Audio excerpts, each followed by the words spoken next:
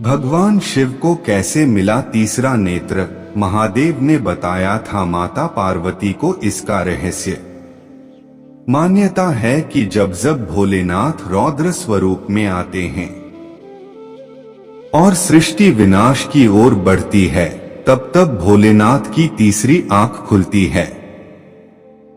लेकिन त्रिलोचन को ये तीसरा नेत्र कैसे और क्यों मिला, आइए जानते हैं। देवों के देव महादेव को जगत का पालनकर्ता कहा जाता है, जिन्हें खुश करना सबसे आसान है। जो भी भक्त भोलेनाथ की सच्चे दिल से आराधना करता है, शिव शंकर उसी के हो जाते हैं। महादेव दयालु हैं, करुणा से भरे हैं। लेकिन भोलेनाथ एक और रूप भी है। जब वह रौद्र स्वरूप में आते हैं तो पूरी सृष्टि में हाहाकार मच जाता है। उनके इसी स्वरूप के चलते उन्हें रुद्र के नाम से भी जाना जाता है। जब भी भगवान रौद्र स्वरूप में आते हैं तो उनकी तीसरी आंख खुलती है। लेकिन क्या आपको इस तीसरी आंख का रहस्य पता है? इस श्रावण मास में आइए जानते हैं कि आखिर भोलेनाथ को ये तीसरी आंख कैसे मिली और इसका रहस्य क्या है। शास्त्रों के मुताबिक जब जब सृष्टि पर संकट आता है, अत्याचार बढ़ता है, विनाश करीब आता है, तब तब भोलेनाथ की तीसरी आंख खुलती है। इस दौरान भोलेनाथ अपने रौद्र स्वरूप में होते हैं।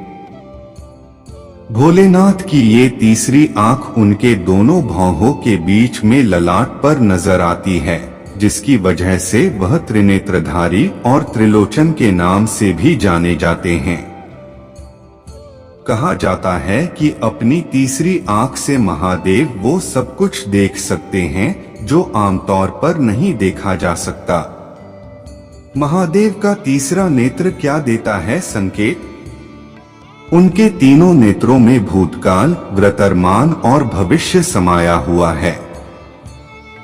मान्यताओं के मुताबिक ये तीन नेत्र स्वर्गलोक, मृत्युलोक और पाताल लोक भी दर्शाते हैं। महादेव की तीसरी आंख एक खास संकेत भी देती है। मान्यता है कि भोलेनाथ जब जब अपना तीसरा नेत्र खोलते हैं, तब तब नए युग का सूत्रपात होता है। आइए जानते हैं महादेव को तीसरी आंख कैसे मिली और सबसे पहले उन्होंने इसे कब खोला था। कैसे मिली महादेव को तीसरी आंख? मान्यताओं के मुताबिक भगवान शिव हिमालय पर्वत पर एक सभा का आयोजन कर रहे थे। तभी अचानक माता पार्वती वहां पहुंची और शिव जी की दोनों आंखों पर हाथ रख दिया। ऐसा करते ही पूरी सृष्टि में अंधेरा छा गया।